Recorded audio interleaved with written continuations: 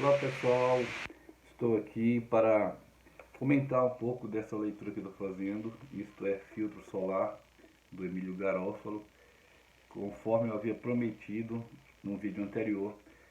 E a ideia é comentar cada capítulo, né? À medida que eu vou avançando na minha leitura, vou compartilhando um pouco aqui. São 23 capítulos, então nossa empreita é gravar 23 vídeos. É um desafio para mim, que não consigo gravar vídeos com regularidade, mas vamos ver se a gente consegue, tá?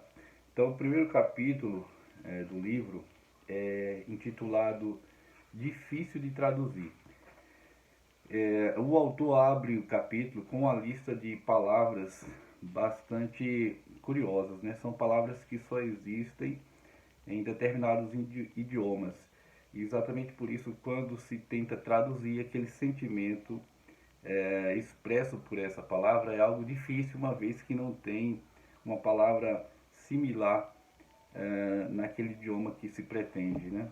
Então ele dá alguns exemplos. Por exemplo, a palavra saudade, né, é uma dessas palavras que só existe em português. Não significa que as pessoas de outros lugares não sintam a falta das pessoas, né? Não tem o sentimento, porém elas não têm essa palavra que descreve exatamente aquele sentimento.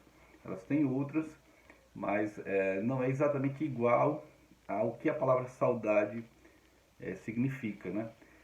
A palavra cafuné, por exemplo, né? O gesto de você acariciar o cabelo de alguém, a cabeça, fazer aqui um carinhozinho físico.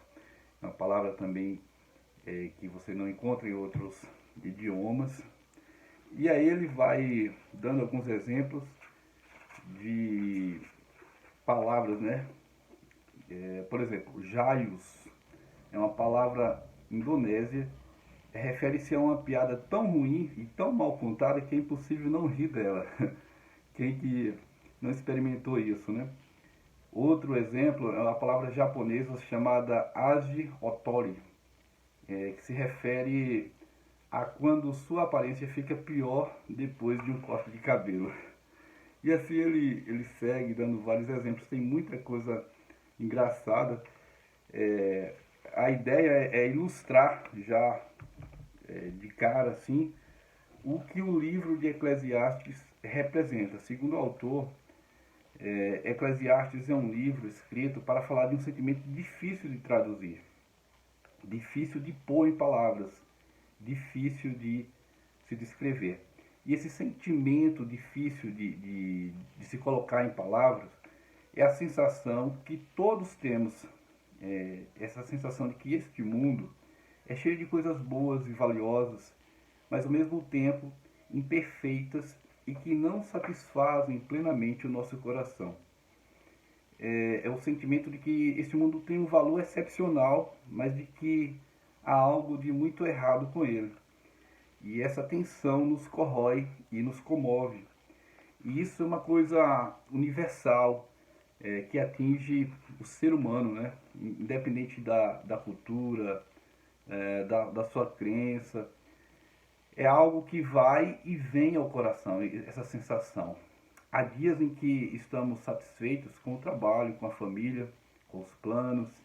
De repente, tudo nos parece vazio, inútil, sem sentido. Ou seja, todas as propostas que temos de realização, de segurança, de sentido para a vida, de alguma maneira, quando nós satisfazemos essas ilusões, né, ou alcançamos esses objetivos, ao alcançá-los, nós descobrimos que aquilo ainda não é o que dá sentido à vida. E por isso que muitas vezes você vê pessoas que têm dinheiro, têm sucesso, têm fama, tem tudo que todo mundo está buscando, né, e acha que seria o grande tesouro que daria sentido à vida delas, das pessoas. Então, quando essas pessoas finalmente conseguem tudo isso, vem um grande vazio, porque elas percebem que aquilo ainda não é suficiente para lhes dar a sensação de plenitude, né? De satisfação realmente, de contentamento.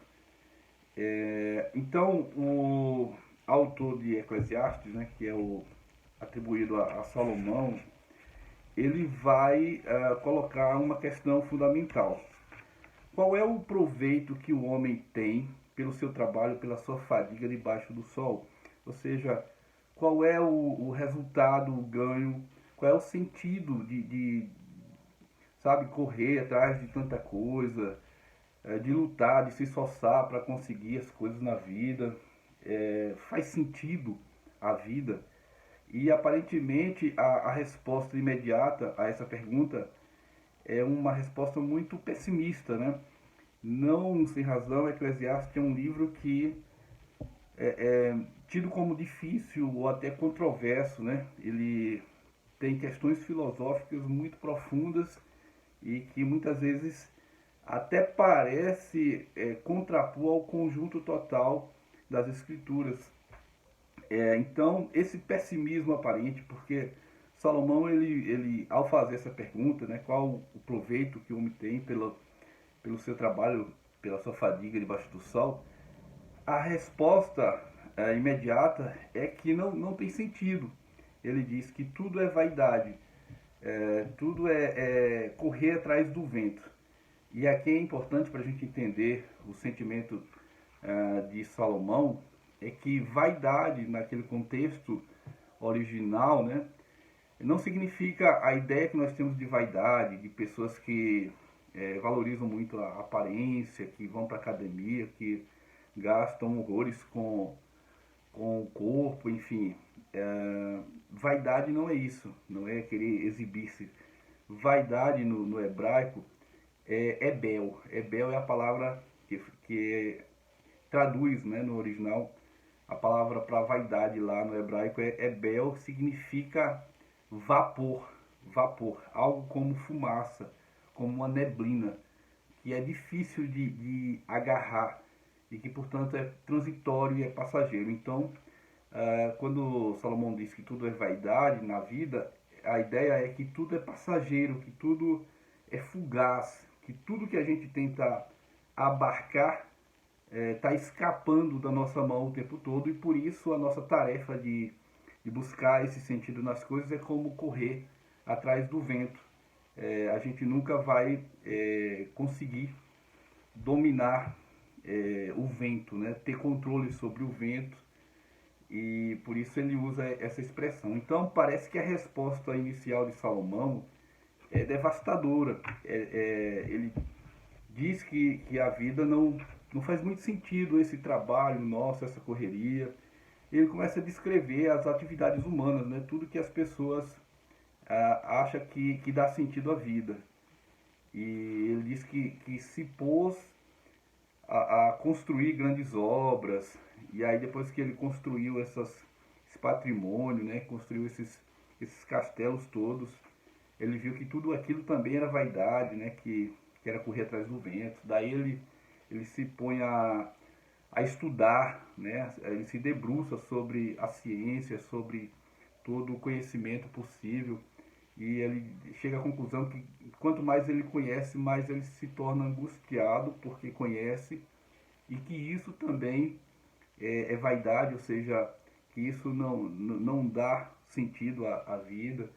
E aí ele se propõe a ter uma vida, digamos assim, de prazeres e desfrutar de bebidas e todas as mulheres que ele pudesse ter, e se entrega ao vinho, se entrega a essa vida, e ele percebe que aquilo também é vaidade, que aquilo não dá essa sensação de plenitude, de sentido, de satisfação. Isso gera um vazio também. E aí ele vai descrevendo tudo que a gente acha que dá sentido à vida, e a conclusão é sempre que aquilo também é vaidade. Então, por isso, essa sensação de um pessimismo corrosivo, né, que o livro de Eclesiastes nos traz. Todavia, o Emílio ele tem uma sacada na interpretação desse sentimento, que ele mesmo chama de um sentimento difícil de traduzir, que é o seguinte: o que Salomão está nos querendo dizer é que a vida não faz sentido, ou seja, tudo é vaidade, tudo é fugaz, na vida debaixo do sol. E essa expressão é fundamental para você entender, porque todas essas coisas se referem à vida debaixo do sol, ou seja, à vida presente.